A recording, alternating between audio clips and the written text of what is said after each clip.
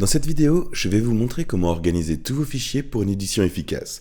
Au cours de l'année écoulée, j'ai beaucoup édité et j'ai appris comment rendre mon espace de travail aussi efficace que possible.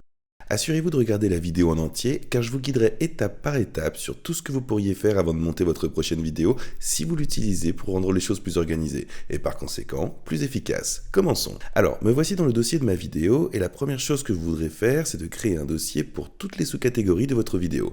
Donc d'abord, vous avez un rôle qui est essentiellement la principale séquence de la vidéo, puis ensuite vous aurez le B-roll, ce sera le deuxième plan que vous utilisez. Le troisième sera probablement de la musique, le quatrième sera n'importe quel média, donc il s'agira d'effets sonores, d'extraits de films, et le dernier sera la vignette. C'est bien mieux que d'avoir tous vos clips dans le même dossier, car lorsque vous montez et que vous avez une tonne de clips à travailler, vous voulez rendre aussi facile que possible la recherche du clip que vous recherchez. Ce que je recommande de faire, c'est de faire un clic droit sur chacun d'entre eux, puis cliquer sur ouvrir dans un nouvel onglet. Donc si je clique simplement sur ouvrir, un nouvel onglet pour tout cela, et après, ça va essentiellement créer une tonne en haut à droite ici. Je recommande également d'ouvrir un nouvel onglet pour vos téléchargements, car chaque fois que vous téléchargez une image ou une vidéo en ligne, elle va dans votre dossier des téléchargements, et vous pourrez alors la glisser dans votre dossier vidéo depuis les onglets différents. Une autre chose que je recommande, c'est de configurer vos captures d'écran pour qu'elles soient enregistrées dans un dossier, et un dossier capture d'écran. Je garde le mien sur mon bureau, et comme on peut le voir, il est épinglé juste ici. Mais la façon dont vous configurez toutes vos captures d'écran pour aller dans ce dossier est d'aller dans vos captures d'écran.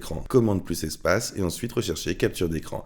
À partir de là, vous verrez toute une série d'options différentes ici en bas. Il vous suffit de cliquer sur options et ensuite juste ici, vous pourrez voir enregistrer sous. Il sera probablement défini par défaut sur le bureau, mais vous devez simplement cliquer sur Autre emplacement, puis à partir de là, cliquez simplement sur le dossier capture d'écran, puis cliquez sur Choisissez. Ça va apparaître dans le dossier capture d'écran juste là, ce qui est bien mieux que de les avoir dispersés partout. Je viens tout juste d'aller sur Motion Array et Epidemic Sound où j'ai téléchargé des échantillons musicaux et des séquences, juste pour vous montrer comment fonctionnerait cette organisation. Je cliquerai essentiellement sur tous les fichiers musicaux et les ferai glisser dans le dossier musique. Et cette vidéo va être un A-rouleau. Je vais y aller, glisser ça dans le dossier A-roll et celui-ci est un paysage. Et lorsque je retourne dans mon Final Cut Pro, tout ce que j'ai à faire, c'est d'aller dans chaque dossier sur mon Finder et en gros glisser tout ce dont j'ai besoin sur ma timeline.